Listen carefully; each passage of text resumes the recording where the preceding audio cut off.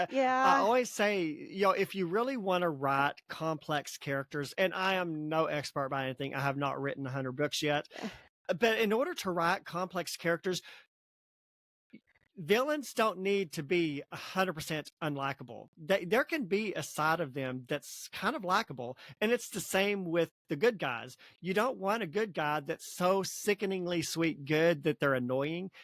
Welcome to the Bookish Introverts Podcast. Join host Amazon bestselling author Brett Nelson and avid reader Melanie Dyer as they dive in to review books they've read, then chat with the amazing authors behind them. Quiet minds, big bookshelves. You don't want to miss it.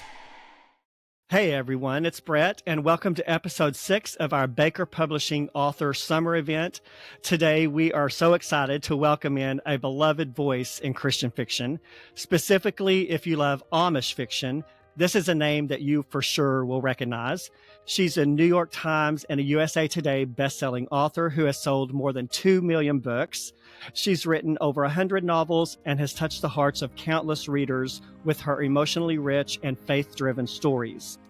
She's a 2-time winner of the Holt Medallion and a Carroll Award finalist. She lives in Ohio, where she writes full-time and loves to bake. And the best thing is that she's here with us today to talk about her upcoming romantic suspense novel. It's called Unshaken, and it releases, I believe, on June the 3rd. So, Miss Shelley Gray Shepard, come on in and welcome to the podcast. Thank you so much, Brett. I'm so delighted to be joining y'all today. Thank you for having me. Oh, you're welcome. It's a pleasure. Does hearing all of that stuff about you, how does that make you feel? Is that like awkward to hear people telling you all of your accomplishments? No. I mean, in a way, yes. I mean, if I think about to Shelley before I sold my first book back in 2000, yes. I mean, sometimes it's funny. Like I'll talk with my kids. My kids are like, "Mom, look at you." I'm like, "I know." And it's fun. It's all still exciting and new, and I'm appreciative. And like I also am an author, and I just published my 7th one, and it is so staggeringly impressive to hear 2 million copies sold and 100 books written. And my first thought when I see you is, you're not an 84-year-old woman who's been writing for 60 years. Like you've accomplished a lot. And now that was going to be one of my questions. So you wrote your first book in 2000. How in the world have you managed to write 100 books since 2000? I couldn't tell you. I think the easiest answer is I used to be a 5th and 6th grade teacher. So Okay. before I ever even thought about writing a book, I taught school and was in administration in a school district for 11 years. Mm-hmm. So you work really hard. I mean, Yeah. I spent 5 years with 6th graders. I had 30 12-year-olds, keeping them reasonably happy and trying to get them to learn something for 8 hours a day. That's hard. That's a In the task. summer with no air, it's really hard. And Yeah. so sometimes I just think writing a book isn't all that difficult compared to that. Yeah. That said, of course it's a whole different skill set. But I think that's where my work ethic came from. My parents and put that instilled in me that, you know what, it's 3 o'clock on a Thursday. You shouldn't be just sitting around. What are you going to do? And Yeah. so I like that. And also I've always liked writing for different publishing houses. So I never just write for one. And because Oh. of that has helped too.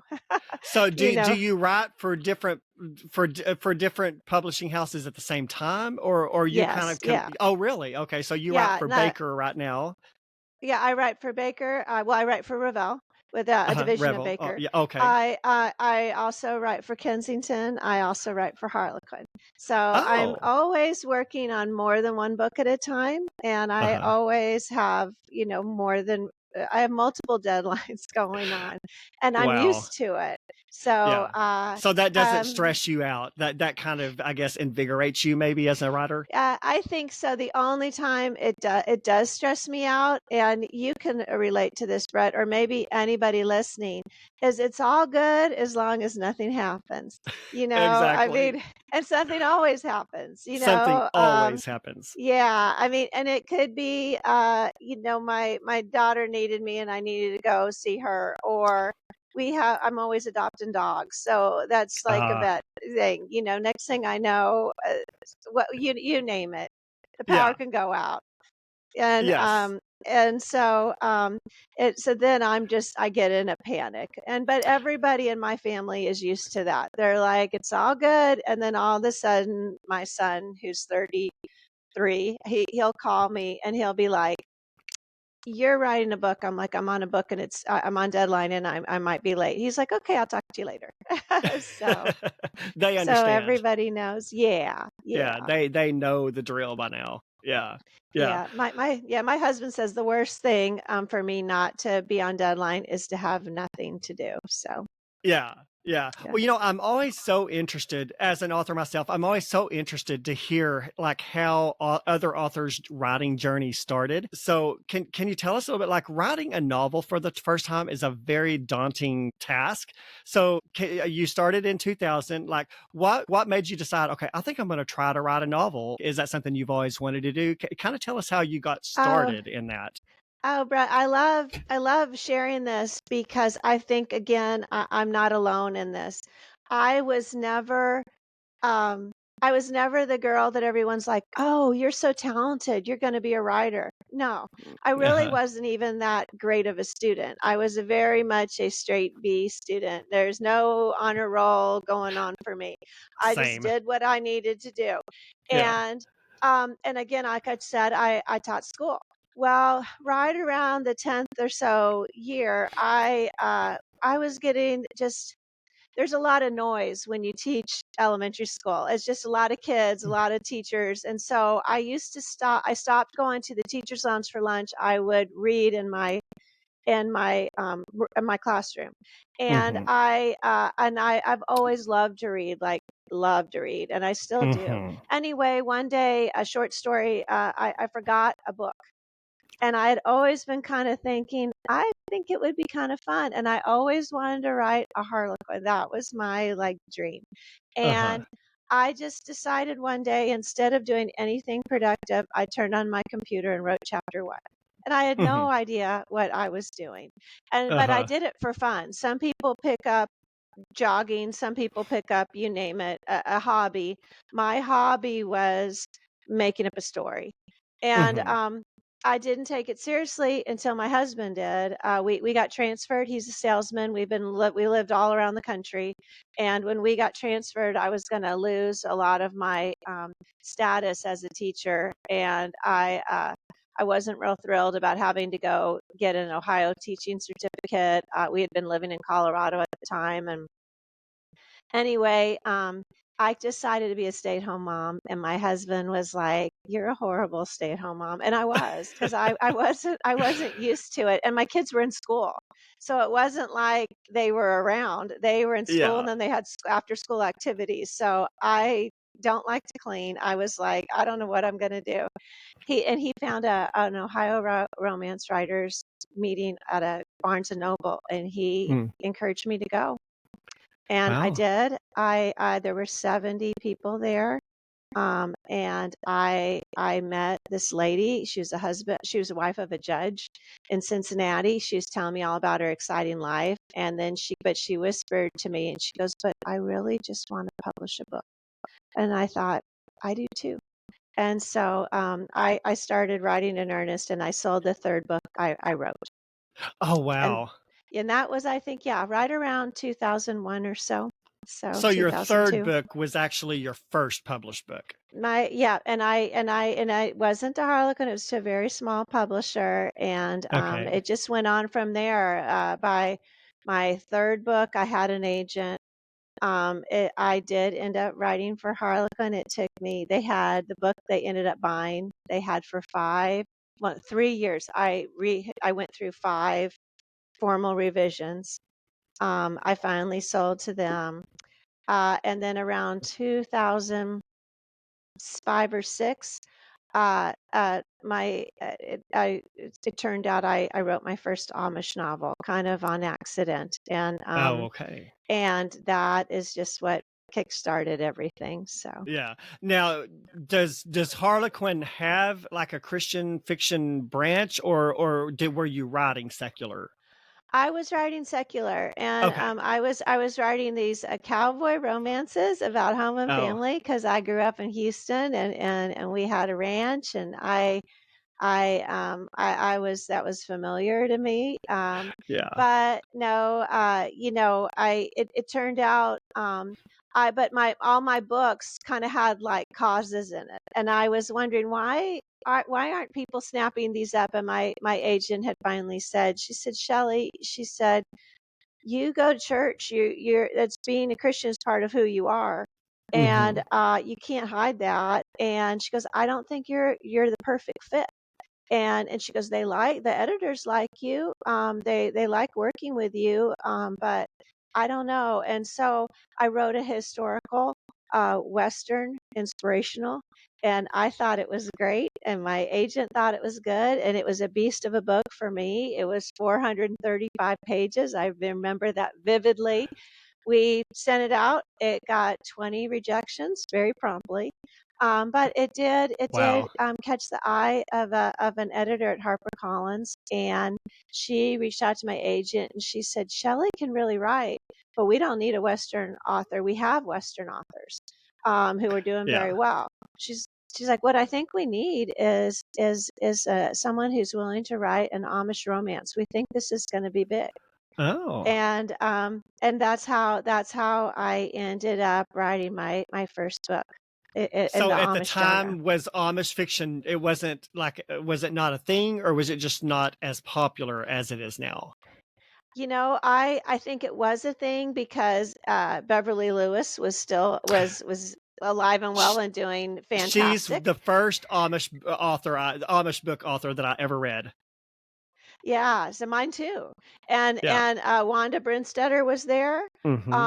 Okay. But that was it, really. There was an author named Cindy Woodsmall who is Yeah, heard of wonderful, her.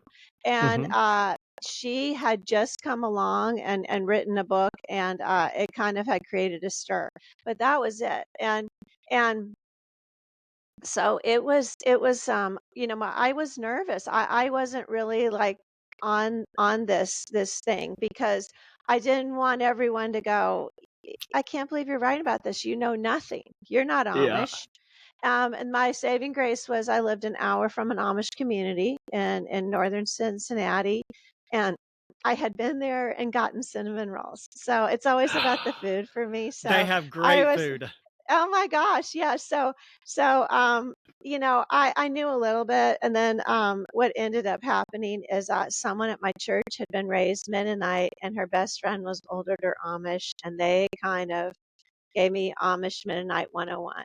But and the Oh, book I okay. wrote, the book I wrote a proposal for it was a book called Hidden, and Brett, to be honest, I didn't think I was a good fit. I had read uh, Beverly Lewis, and it was her books were like being in someone's living room in an Amish Yeah. house. And Yeah. I was like, They're I can't do amazing. that. I haven't been in hadn't been in an Amish house at the time. So Hmm. I wrote a book about an English girl on the run from an abusive boyfriend, and she goes into hiding in an Amish bed and breakfast. And I thought, I wrote 3 chapters. I thought they're going to hate this. And next thing I know, I had a 3-book contract, and off it went. So.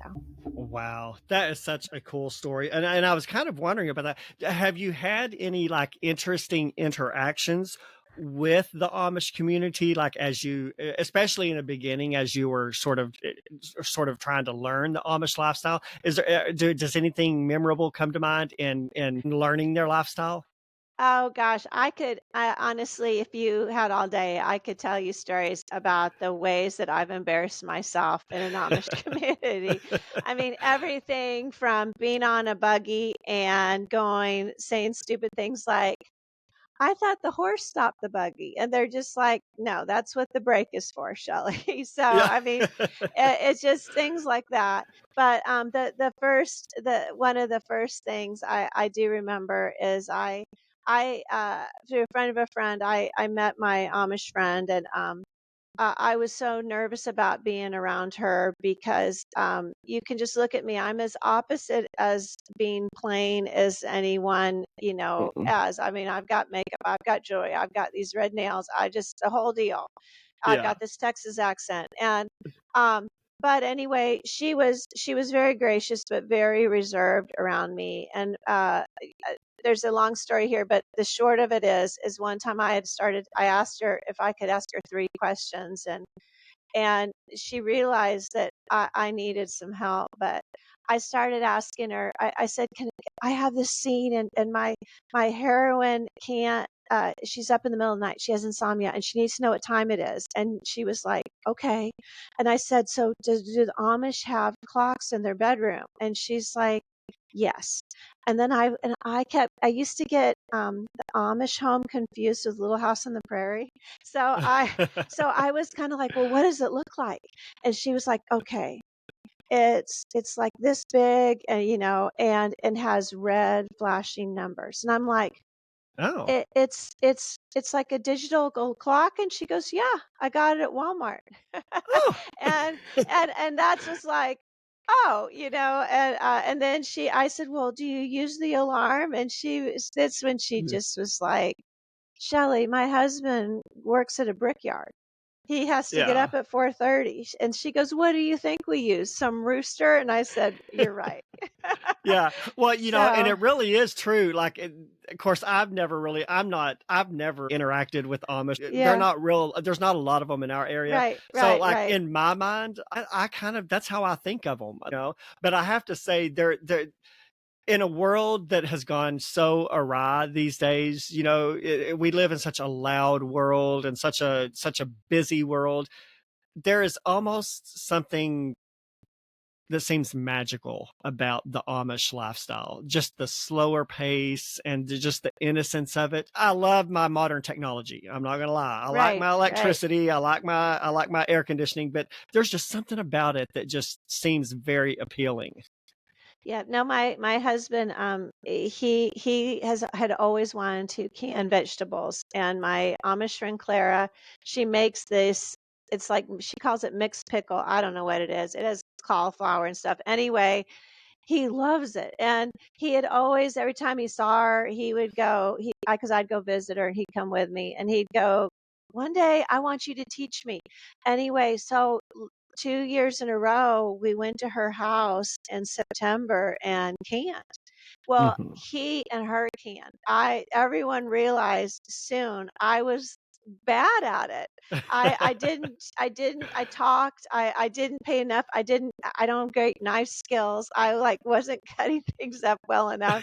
She ended up giving me 2 stalks of celery. She got tired of me doing that. So she goes, you can just go take notes.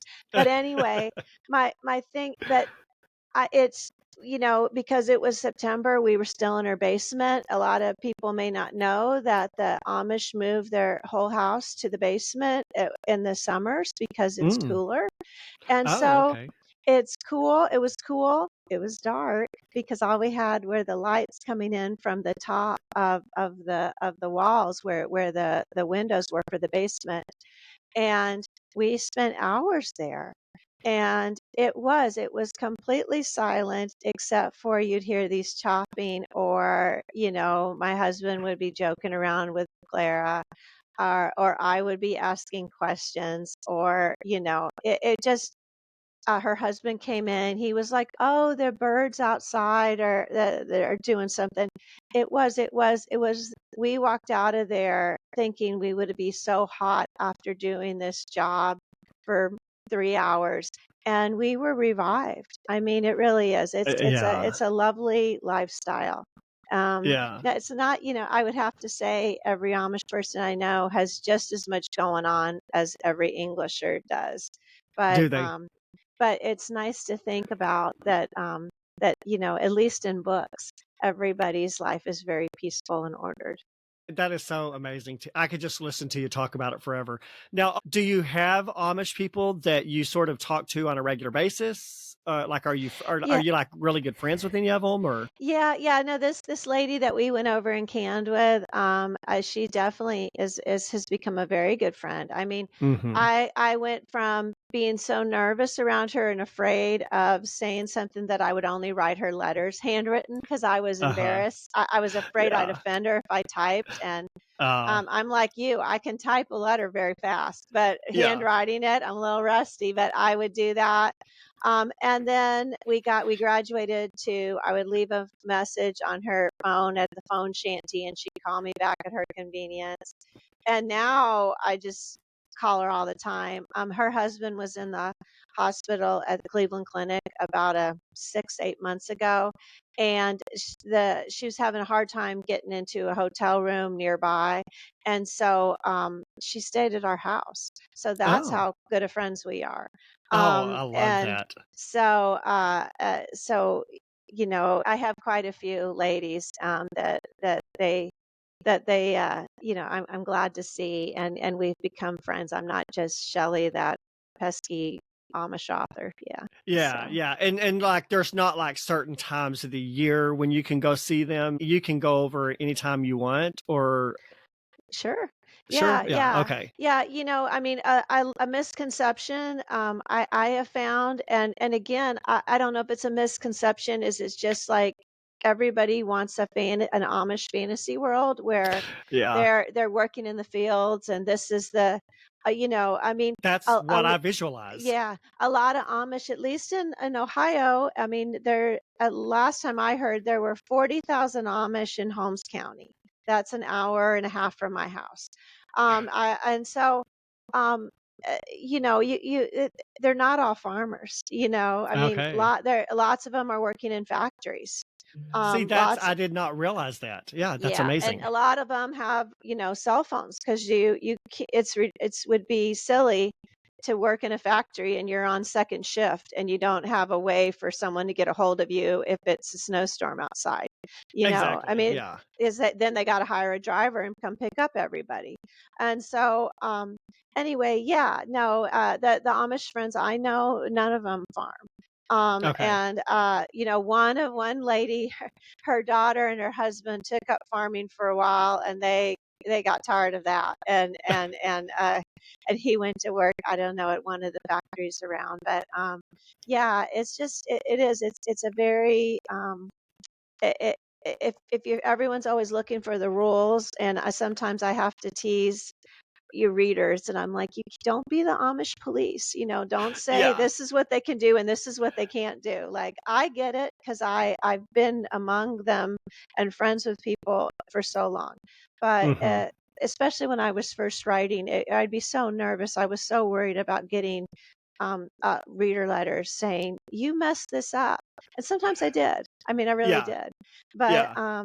it's funny that a lot of the Amish read my books, and sometimes Do they?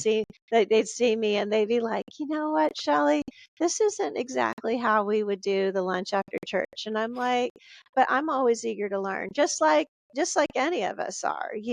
So Yeah. you got Yeah. everybody's given me a lot of grace, and I appreciate that. Well, and as an author, we need a lot of it because we're Yes. just human. We do the best we can with what research we're able to do, but we don't always knock it out of the park every time. But we try our hardest. We do. We do. I just turned, yesterday was a great day because I just turned in a set of revisions for a book that's coming out in 2026. And I'm envious. Maybe this is you, Brett. I'm envious of authors that can write, like, can turn in a book and their editor goes, "This is so great. Like, I don't need to do anything." I never get that. I'm always I'm like, never one of Shelley, those. No. I'm lucky if my revision letters are under 5 pages. Yes. So I'm always just so, and then I get stressed out because I'm like, I need to get this done. And anyway, I turned in my revisions, and one of the things I always mess up is the timeline. Always mess up. And so that had been the last thing I was going through, and I bebopped upstairs about 2 o'clock, and my husband was like, did you get that done? I'm like, I got that done. So yeah. And he's like, what are you going to do? And I'm like, I'm going to go to the grocery store. I mean, that's how sad my life is, right? I'm like, I'm Yeah. going to leave the house. I can't wait. Yeah. So, yeah. Oh my gosh, that is fantastic. Well, let's jump into the book, shall we? Yes, sir. Yes. Again, it's called Unshaken. It releases on June the 3rd. And I historically haven't been a huge Amish reader, but the ones I've read, I've really enjoyed. And it had just this really explosive beginning to the book. We've got our character, Stephanie. She is in the parking lot of a dollar store. She Yes. sees these two men out in the parking lot. One of them is being held at gunpoint. Our thug, I think his name is Timothy. Is that right? Am I Yes, remembering sir. correctly? It's Yes. been a few weeks since Yes. I've read it. Yeah. He's trying to get initiated into a gang, into a Yes. local gang. And he's trying to get, I think, $2,000 from this guy that he owes the gang. Well, things Right. kind of go awry, and he winds up shooting and killing the guy when he really wasn't supposed to. And so, Right. of course, he locks eyes with Stephanie. He realizes there's a witness to my crime. So this car pulls up. Bev is in the car. She says, jump in. And this catapults the story. So great beginning to a book. You start on the edge of your seat. So tell us about it. Well, thank you for you're doing much better at summarizing the book than I am. But yeah, no, you're young, but people that are my age, I'm 57. That there's an old movie called Witness. It was with Harrison Ford, Kelly I've seen it. McGillis, and Uh-huh. the setup was a little Amish boy witnesses a murder in a train station, and they're forced to go into hiding. Now, Unshaken is very different from that, except Mm-hmm. for the way it begins. An Amish person witnesses a murder and is forced to go into hiding. And Yes. that is really, I mean, I always wanted to do something like that. I just thought, I mean, I think it resonates with a lot of people. It's just a great setup. Yeah, And well, I and you mean, you kind of flipped the script of Amish yes, fiction, because a lot of times in Amish fiction, people are forced into the Amish community as a way of self-protection or protection or right. whatever. Well, this time they're forced out of the Amish Yeah. community. Yeah. Yeah, so that's what I really loved. I mean, and it was there was a lot of holes in my like made up world. I mean, I start a book because I pretty much see it. I hear people talking and I just write it. And I Hmm. and but I wasn't real pleased with how it started. I had started the book with where the action goes, just like you learn in writing 101, start when the first action takes place. So Yeah. I had started with she just witnessed a this murder, and I wasn't happy because I really wanted everyone to almost feel sorry for my murderer, my Hmm. Timothy, my thug. And I thought we need to get his point of view so we're on his side or at least understand why someone would do what he did. So then Yeah. I wrote that prologue. But yeah, I love the idea of her getting whisked away, and I needed to another state even. Hmm. And there is this county in Kentucky where the first two books in this series have taken place, and those books are Unforgiven and Unforgotten. Hmm. And it's an homage to a series I wrote years ago set in Crittenden County, Kentucky. Anyway, that's where Stephanie is whisked off to. She asks her brother, whose name is Hardy, who is former military.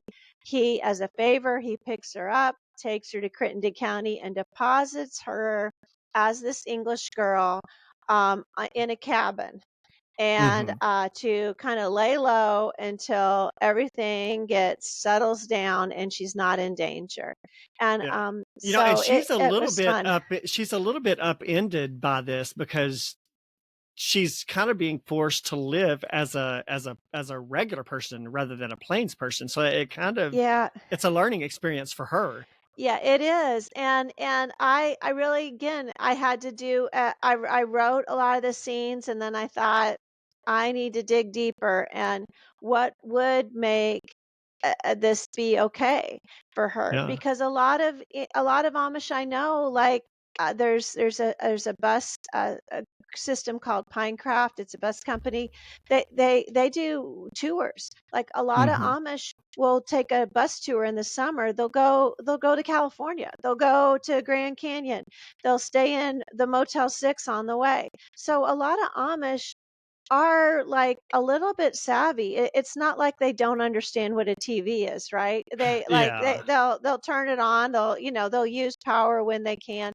And Yeah. so but I needed her to be really not used to this. And I Yeah. also needed her to be like she's not 100% heartbroken to be away from her family. So I made Yes. her kind of how she's a foster kid in a way. She was deposited with this aunt and uncle who really kind of treated her like Cinderella. And Yes.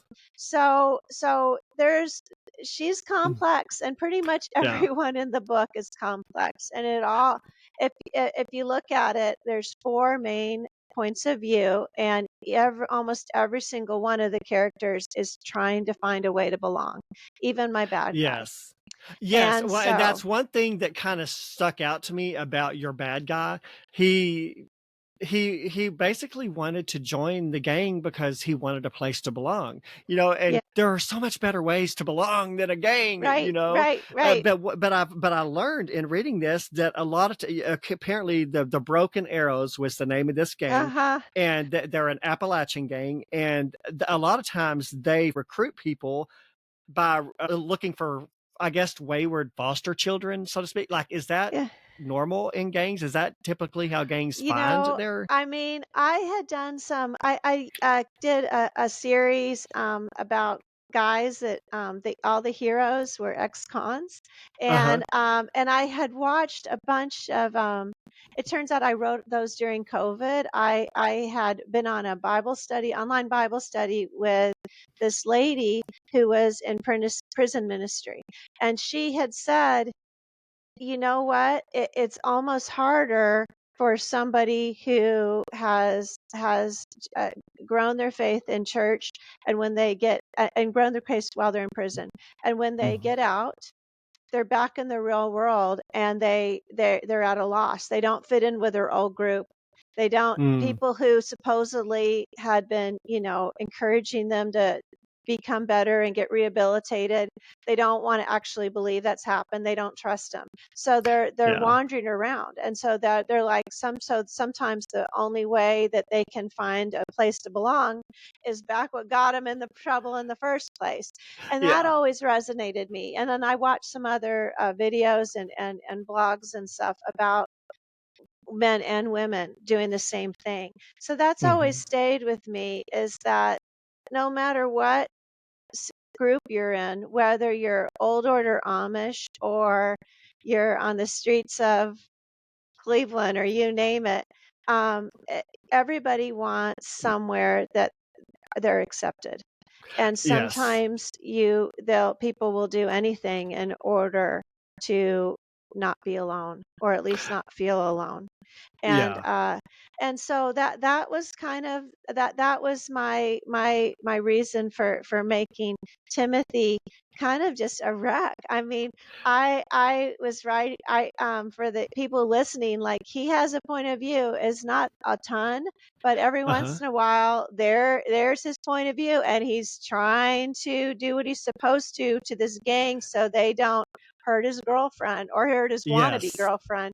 And Yes. I mean, I would go upstairs and after writing that chapter, and I'd be walking my dogs, and my husband, if he was with me, he'd go, "What's going on?" I'm like, "I'm Timothy is just a wreck, and it's gotta get so bad," and I feel so bad for Yeah.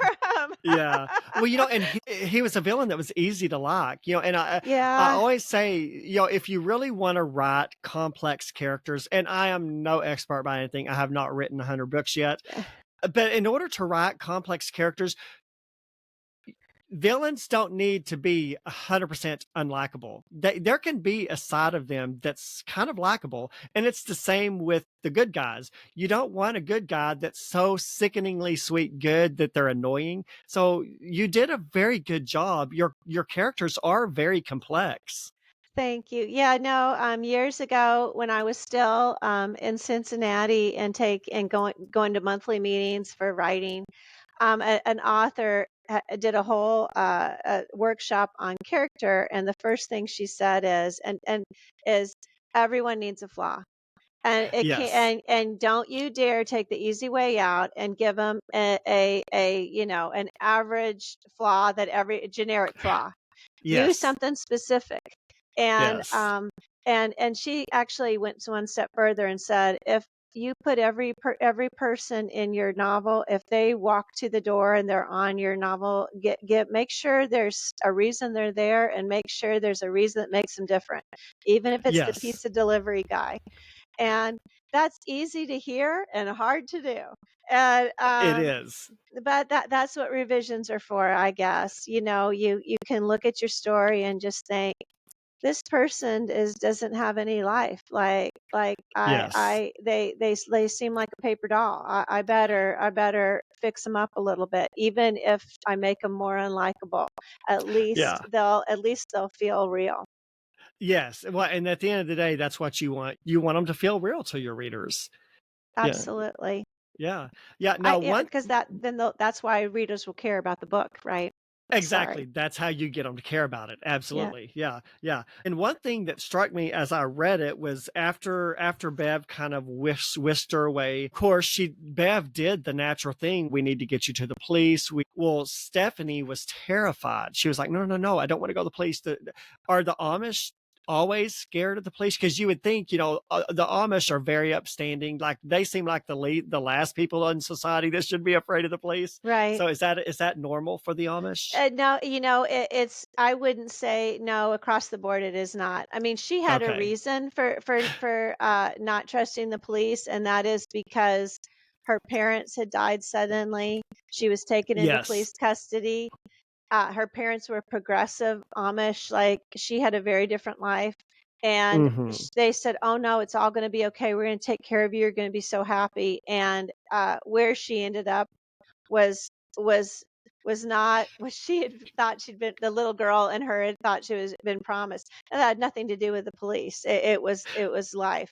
But Yeah. I will say it all depends on the different communities. The lot of the Amish I write about are New Order.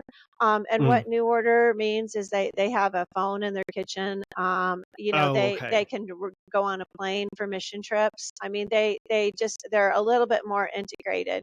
Um, Hmm. but there are Amish communities. I've been to them. I've met people that are very, very um, closed. They want to be closed from the society, and because of that, no, they don't trust the police, And because the police Stephanie's is going aunt to and get in their uncle were business. very. Oh yeah, for Yeah. sure. Yeah, and Stephanie's aunt and uncle were very much that way. They were. I think they were very closed to outsiders.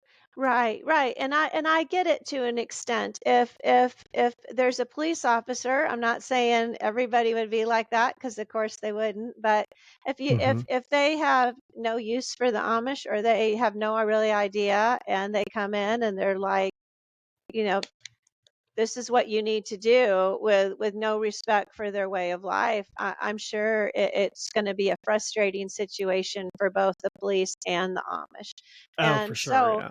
and so yeah, I guess my short answer is not all Amish would distrust the police. Stephanie really does, though. And I had a hard time, as a writer, making that seem believable, because of course this is fiction. It is an unbelievable kind of situation, but I Yeah. needed to be at least like a little bit like this would make sense. So I really needed to give her a reason to no, I will not. I'm scared of the police. Do not take me. And I needed Bev to be the type of person to understand that and not Yeah. just say, "You're in my car, I'm dropping you off at the police station and leaving." And she's a Which is social what a lot worker. of people might have done. Yeah, yeah. So again, Bev, who also has a point of view in the book, the reason she had been on the scene in the first place is she was trying to save Timothy because she had been Mhm. working with kids and trying to keep them from going into the gang, and she was trying to save him, and it all went bad in front of her eyes. So she was the type of person that when she saw just how petrified Stephanie was, she knew that would be the wrong thing to drop her off and forget about her. Yeah, yeah. Well, and it wouldn't So, have been as much fun if she had done that. Yeah, no, no, then I yeah. would have had to stop at page 100. Exactly, So, yeah. Well, right, and it was right. really fun to sort of, well, once they got to, was it Kentucky where Yep, Hardy's yep, farm yep, was? yep, This was a very high-tech farm in yeah, Kentucky, so it was fun to see Stephanie sort of ingratiating herself into that lifestyle. She kind of got addicted, I say addicted, kind of quote unquote, to yeah. the Love Boat. Right, So right. Yeah, yeah. yeah. And I was about to bring that up. I mean, as a writer, a lot of days it can be frustrating, but sometimes you're just writing along, and all of a sudden something happens in your book that you did not imagine you'd be writing about when you Yes. woke up that morning. And this is Yeah. a great example. This was not like she wasn't even glamping in this cabin. Like, this cabin was beautiful. Like, I would love to Yes. stay there. Like, it's got granite countertops, it's got a Yes. fireplace, it's got internet, and it has this nice TV. And there's no books wandering around. So what else is she going to do? She, of course, she's going to Uh-huh. turn on the TV. And again, somebody who is a lot younger than me, they'd probably be like, "What is this Love Boat thing?" But I had a feeling a lot of people could relate to it, and I sure could from the 80s. And so Yes, I just had her hooked on it. And then I loved it. Was a good bonding experience for the hero it who was just was. kind of very standoffish. She's very military, very takes a lot of things very seriously, doesn't ever let down his guard. And he's sitting there, and they're all into these silly relationships that are getting, cleaned up, and everything's all good in 60 minutes. And so they become like they're binging Love Boat. And that was Yeah. one of my favorite things. Yeah. Yeah, and you really did a good job of blending sort of for those of you who enjoy a little romance thread in your books, you did a really good job of blending sort of the suspense and the romance. Because for me as a reader, I'm not the biggest romance fan, Sure. uh, but it wasn't too much. You didn't bonk the romance, like, because sometimes for me, in romantic suspense, if you get the romance too heavy, it kind of detracts from the suspense, and the suspense is always what I am more attracted to. Right. So you did a Right. really good job of balancing those out to where they both made for a really fun read. Well, thank you. That's very kind of you to say. Yeah, Yeah. like I said, I worked on this book and then worked on it some more. So it's always Yeah. a pleasure when the final product, and someone else reads it, and you're like, okay, maybe, hopefully it went okay. So Yeah. it was Yeah. it was very fun to write. Tell us a little bit about the sort of the relationship dynamic, because again, it's not the type of romance that you would expect, because it's an Amish girl. He's this big macho guy. She's sort of Right. this meek and mild Amish person. So kind of tell the readers, the listeners, a little bit about the dynamic between them. And listeners, we're not going to give any spoilers. We're just want to get you hooked in so that you want to read it. Oh, sure. Yeah, and really, honestly, I mean, they meet, I think, in chapter 4 or 5. And anyone who has reads a book, I mean, often, okay, this is what's coming on. So it's not a Yeah, big spoiler. But absolutely. yeah, no, I love a good conflict, and a good conflict between a hero and heroine can drive a book almost as much as a good storyline for suspense. And Absolutely. and I don't love to do this conflict just because I think been done a lot, but it sure works. And that is, she's Amish, he's not. How Yeah. can they ever get together? Yeah. And then, of course, then I did an age difference too. I mean, she's young, Yes. she's sheltered. He has been all over the world and been injured, fighting, and He was a he's military guy, right? he's a military guy, Yeah. and Yeah. that's how he met a guy named Carter, who is the owner Mhm. of this. I don't know, it was either 1,000 or 2,000 acre ranch, and Yeah. he's kind of running Hardy runs it. So those were two, the age difference, the world, just the world weary hero compared to the very sheltered heroine. That's another conflict. Mhm. The Amish, two different religions, if you will. That was a third conflict. So those were kind of easy for just to get some good tension there. But I Mhm. really also wanted them to have some things that connected them. And Hardy and his sister Bev, they also had some difficult times growing up. They had grown up Yeah. in a kind of a bad part of town, or a not very wealthy part of town of St. Louis and the projects. And so he was not immune to her needs, just like he wasn't all that immune to some of the things Timothy was going through. And Mhm. so he could understand when they started sharing things about them, like that her life hasn't been easy, even though someone who didn't know the Amish would think, oh, you're this lovely Amish girl, your life Yeah. must be wonderful, and you must pick flowers all day and can Yeah. when you have extra time. And it wasn't like that for her. Yeah. And she thought, oh, he's this man of the world, he's gotten to do everything and people just do whatever he wants, and that isn't the same for him either. And Yeah. so they really learned a lot. But I honestly, until almost the very end of the book, um, they just aren't sure if they're together. And Brett, this, when I was writing it, I write about this in the book. I never have writer's block. I had never had writer's block until Unshaken, and Really? I I was not sure how the book would end. Oh. Even when I had written 300 pages of it, I was like, I just don't know. I don't know. I don't know what I want to happen. And I really struggled, and I wasn't even 100% sure that I was going to have, my couple end up being together. That was the goal. That was what was Uh-huh. supposed to happen. But I just wasn't positive. So quite a few things happened in this book that were new for me. Unshaken shook me up. That's kind of how I like to say it.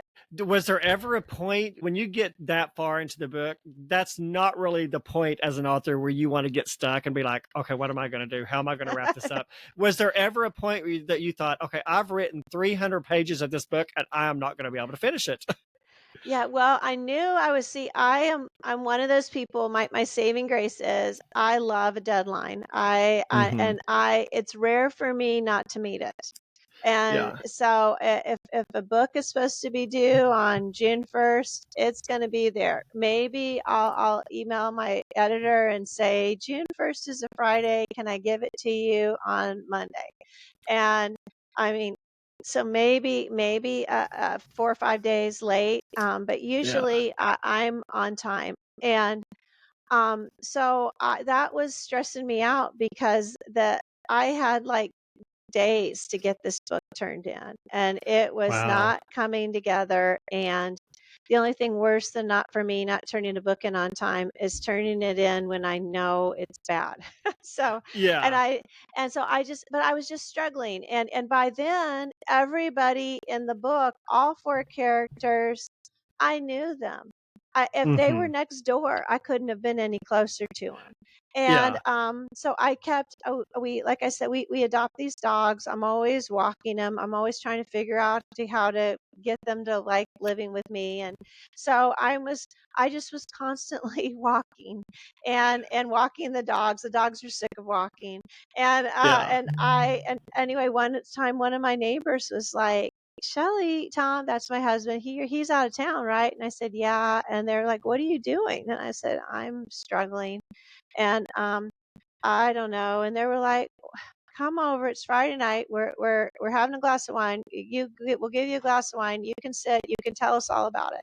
And Yeah. usually I would be like, oh no, thanks, I'm okay, because I really don't talk to most people about. I don't like say, oh, I'm a writer. I'm just like, yeah, I'm your Yeah. neighbor Shelley. I've got this new dog. And so, but I knew them and they knew I wrote. Anyway, I ended up telling them, and they were just like, well, we want to know. And I'm like, I'm going to bore you. And they're like, no, no, no. And I must have told them for an hour. I'm like, and then there's Timothy, and then there's Stephanie, and then there's Yeah. Hardy, and then Yeah. what am I going to do? I've got him on this ranch. How? And then they got into it. They were like, well, Oh, let's all think about it. And so it taught me. It taught me to in life, just like the characters, if you're stuck or you need a hand, maybe the thing to do instead of just walking is reach out and ask for some help. So and when you find people like that, they really are worth their weight in gold. So yeah. now I'm wondering to give readers just a little bit of a internal glance at the lives of an author. Do you have the kind of relationship with your editor where you can reach out to them, say, hey, I'm kind of stuck. I'm not exactly sure where I want to go. Can you kind of help me troubleshoot this? And like, do they give you that sort of help? Or is it just like you figure it out and then get it to me? I think my editor, I have 3 editors. I think any of them I could do that too. I just, it never occurs to me to do Yeah. that. You just want to And figure it out yourself. well, I think, I don't know. I think there's a part of me that is still afraid of my editor. Like Yeah.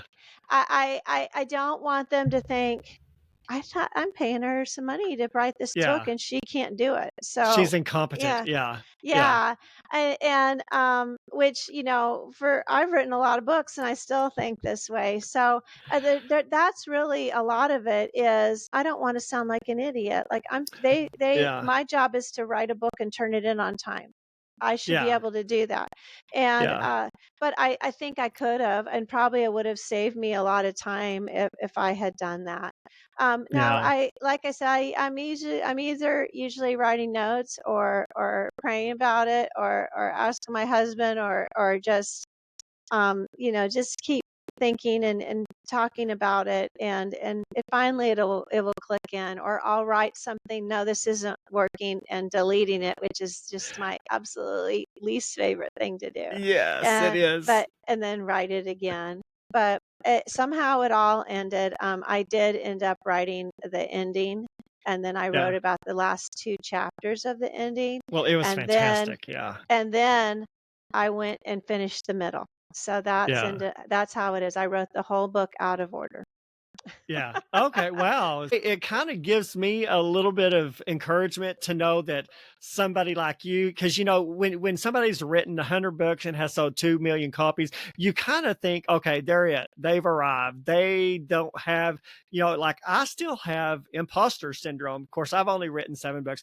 Every book I put out there, I'm like, are people going to like it? Is it horrible? So, but it sounds like even after all these books, you still sort of experience that too. I do. And first of all, just 7 books is a lot. I still think 1 book is a lot. Yeah. And I feel like I should just say this in case somebody is comparing themselves. That's a tough thing to do, is to compare yourself to everybody else, or where they It are in is. their Yeah. career, or how many books they've sold, or you name it. Hmm. Everybody's on their own track. And I've Yes, been guilty of that too. It's if you open your eyes and your ears, it's hard not to compare yourself. it But is.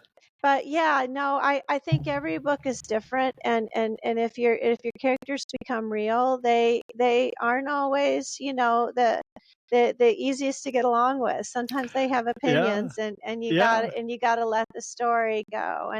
And I think that is what I've learned is if I can write 300 pages of a book, the story's there.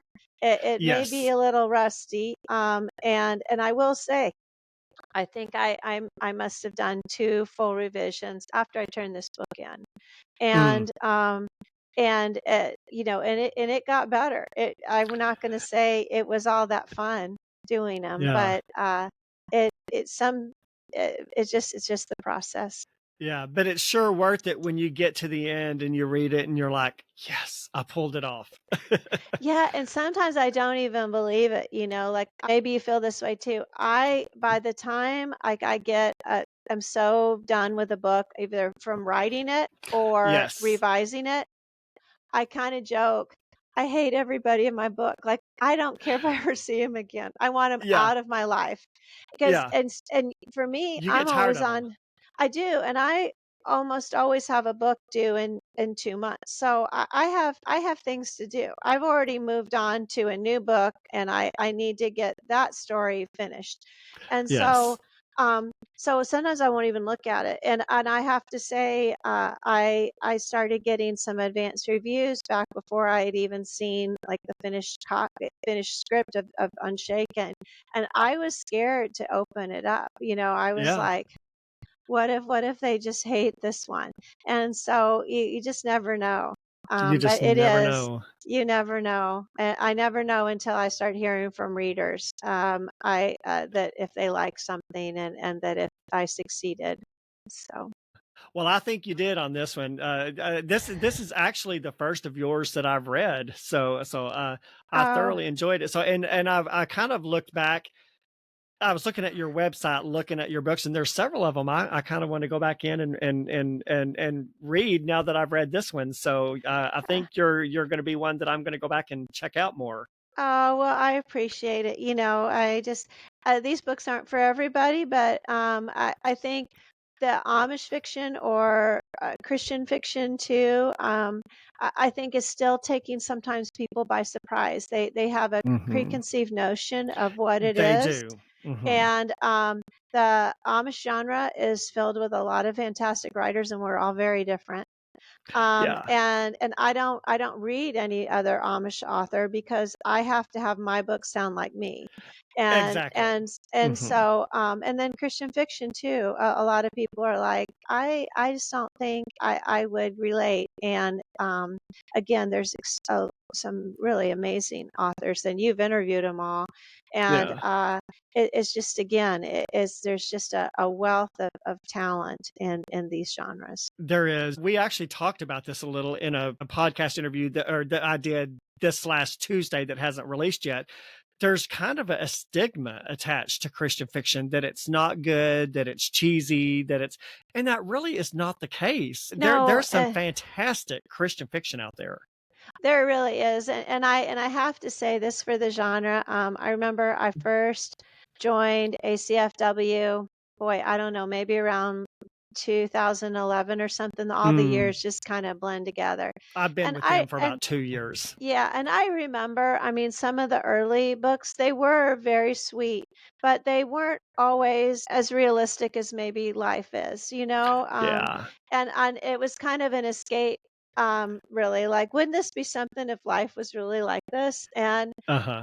but I probably I don't know anyone like this, but Yeah. now I think the opposite is true. I feel like in some ways that Christian fiction is more like everybody we know than maybe some of the secular novels you read. It just they're very Exactly. complex. Yeah, I always tell people if you think you don't like it, especially if it's based off of what you've read in the 80s or 90s, check it Right. out again. It's Yeah. like anything else. It's changed. So, Right. yeah. So we're going to start wrapping this up a little bit. Okay. So, Okay. is there anything else about the book that you want to say that we haven't talked about? Gosh, I think we've covered everything. So, Yeah. just if people, I guess I will say something. These are the other two books. I'll hold them up here. There's Unforgiven and Unforgotten. Uh-huh. They also take place in Crittenden County, but these books are not a true series. Unforgiven and Unforgotten go together a lot more than Unshaken. Unshaken is pretty much a standalone book. So if you've Mm-hmm. never read a book by me, or if you haven't read these two, you can definitely read Unshaken. You won't be missing out. So I need to say Yes. that. I Yeah. haven't read the first two, and I read Unshaken. I did not find myself thinking, "What's going on?" Yeah. I truly feel like it can be read as a Yeah, standalone. yeah, it is a standalone. They own Yeah. their the only really reoccurring character in all three of the books is the sheriff in the county. So Oh, okay. Yeah. Okay. yeah. Good deal. Well, tell us, do you have any auto-buy authors that you kind of gravitate toward? Like they release a book and you're going to go out and buy it sight unseen. Yes. Well, I mean, I did. I love to read. I just Hmm. can't say that enough. I read a lot of books I do every too. week. Yeah. Do you? But yeah. So, but my for years and years and years, my auto buy, I'd always have it pre-ordered, was an author, a historical mystery author named Anne Perry. Uh And huh. I just buy them in hardcover. I don't know how many of her books I have, and she recently passed away. So she is she's kind of a gap that now that I don't have that. But Yeah. as far as other authors, I have some uh, other author friends I read. I was at a meeting over in with Baker Bookhouse, and I got to meet Liz Johnson, and she writes some contemporary romances. I've Yes, become a we talked fan to of her on the podcast hers. a couple of weeks ago. Yeah, so I've been buying her books.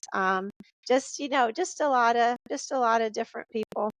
Yeah, one of my auto-buy authors died a couple years ago, and it really breaks your heart. Mary Higgins Clark. I have read her Oh, since I yep. was a teenager, and it Yes. killed me when she died. So yeah, they really do, these authors.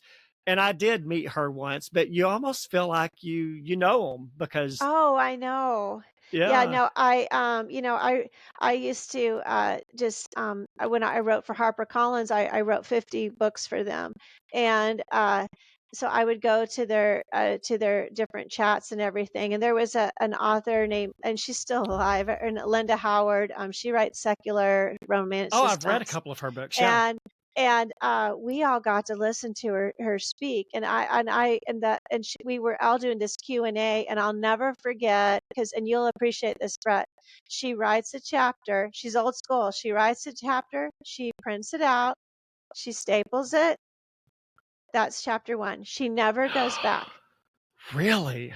So and when she gets to chapter 30 or whatever, the book is done. She doesn't go back. She doesn't do anything. And we Wow. were all like, I mean, I remember Julia Quinn was in the audience, who wrote this whole Bridgerton series that's now, that's been all Oh, over Netflix and wildly everything, popular. Yeah, wildly popular. I mean, we were all in awe of Linda Howard, just like, oh my gosh. So yeah, there's a lot. I mean, I read all different things. me too. My Yeah. husband, when we're ever on road trips, I read out loud books to him, and we've been on this Lee Child. He writes these action adventure Yes. Jack Reacher Jack books, like, Reacher. Uh-huh. yeah. And so I've read out loud a bunch of his books. They're so if it's in print and it's sitting in front of me, I can pick it up, no problem. Yeah, Yeah. same. Me too. And as a writer, I don't always get to read as much as I want, but I read every single day, just about. I love reading so much, I can't let it go, and I wouldn't want Yeah. to. Yeah, No, I'm the same way, and yeah, I don't always. I'm kind of one of those. I hate my question I never like is what actors would you use if your book was made into a movie? And I'm awful at that, because I really haven't seen enough new yeah, shows. I'm like, I don't know any of the actors who are yeah, out. yeah, yeah, yeah. So Although it yeah. would be cool to see a movie, one of my books immortalized in a movie. But yeah, Right. Well, yeah, see, then Brett, we could do all the research. We'd be like, oh gosh, I've got to binge watch all these new series just to find the perfect actors for our novel. exactly, We could exactly. do that. Yeah. We could do that. That would be fun to do. Right. So Right. one last question. Shelley, what do you think is like one of the most difficult obstacles for authors today? That's a tough one. I really think there's a lot of pressure to promote yourself as far as Hmm. write a blog or do social media or Instagram or Facebook, or Yes. you need to do this. And there's all of that is important. But Hmm. at the end of the day, in my mind, you're not a writer if you don't write. So, Yes. a lot if and maybe that's why I've written so many books. If you aren't actually putting yourself in a chair or wherever you need to be and typing out a book or writing it out and working every day on your craft, Hmm. then you're focusing on the wrong things. So, Absolutely. Yeah. Yeah. yeah, And for me, I think, in my opinion, like I think another obstacle that sort of we as authors face, I feel like reading is not a lot of people, there's not as many readers in the world as there used to be. People are so immersed in technology and in social media. It's like people would rather scroll for 2 hours and watch mind numbing, zero quality social media videos than to sit down and read a book. I think that to an extent, although I think there's this whole romantasy thing with gosh, I forgot that author's name, but it has anyway, it's if you go in Target or Walmart or anywhere, there's these beautiful new big hardcovers and they're all geared Hmm. towards young adults. And Yes, they not only are buying the hardcovers, but they're reading on their phone. I mean, my they are. daughter, Yeah. she's a literary agent, but she loves to read too. And I one time I thought she was reading something on her phone, like the news. She's reading a book. She has the Kindle Oh, app on her phone. And my eyes aren't good enough to read on the little small screen. But yeah. so I think a lot of people are reading. But you're right. I mean, I still talk to people and they're like, I don't have time to read. And I'm like, what do you mean you don't have time to read? You're Right. right. You have time to do Yeah. this. But Yeah. Well, and that's I one reason why I love doing this podcast so much, because I don't know anyone in my life that reads that I can talk about books when I'm excited about them. And on the right. podcast, I have someone to talk about books with, because normally I have a Yeah. co-host with me. And yeah, it's like I love reading books and I love talking to people about the books that I read. And I think that's why I haven't gone very often anymore, but I used to love going to writing conferences, ACFW conferences, Uh-huh. Romance Writers of America conference. And not only to develop your craft, but also it's like these are my people. We all read the same things. We've all been Yes. reading them for years. There's something to be said with, have you read this? And five people go, yes, and let's Yeah. talk about it. Exactly. Yeah, that is Yeah, so yeah, amazing. Yeah, yeah, for yeah. sure. Well, we're going to wrap this up. I'm Yes. so thankful to you for coming on. Can you tell listeners where can they find you online if they want to look you up or if they want to follow you somewhere? Oh, yeah, I'd love to do that. So I have a website. It's www.shelleyshepherdgray.com. I'm also on Instagram. Find me at Shelley S. Gray. And I'm on Facebook. And I even have this little closed reader group that's where we pull out street teams and I give away books. And that is Oh, Shelley Shepard Gray's Buggy Bunch. So if people Buggy want to Bunch. get I to know, love that. yeah, if people want to get to know me more, yeah, I'm everywhere in those ways. So thank Oh, you, okay. and thank you so much for your time and Oh, you're welcome. for It has been visiting a with me. pleasure chatting with you. Yeah, absolutely. Listeners, if you want to follow us, we're pretty much everywhere. We're everywhere. We're on Instagram as Bookish Introverts Podcast. We're on Facebook. We have a new TikTok. We do post a few videos, a few clips on there. So we're just kind of all over the place. We're on YouTube. You can listen to the podcast on like 20 different podcast platforms, Spotify, Pandora, just any major one. Shelley and we're just here waiting for you to reach out to us and get to know us a little better. Yeah, thank you. Yeah, that's Yeah, awesome. absolutely. Well, thank you, Shelley, for taking the time to come on here. I really appreciate it. Listeners, we thank you for taking the time to listen to us. I'm trying to remember who is coming up next on the podcast. I think it's Tracy Peterson, but I've got so many of them coming up. I can't remember. I think it's Trady Peterson, but if not, she's coming up shortly thereafter. Shelley, do you have any parting words? No, just thank you again, and thanks everyone for listening to the podcast and for supporting Brett. It's just wonderful. Just very thankful for you. Thank you for having me. Yeah, well, thank you. Absolutely. All right, listeners, we will talk to you all next time. Bye-bye. See ya. Thanks for joining us on the Bookish Introverts podcast, where together we explore the worlds within the pages. Until next time, stay bookish.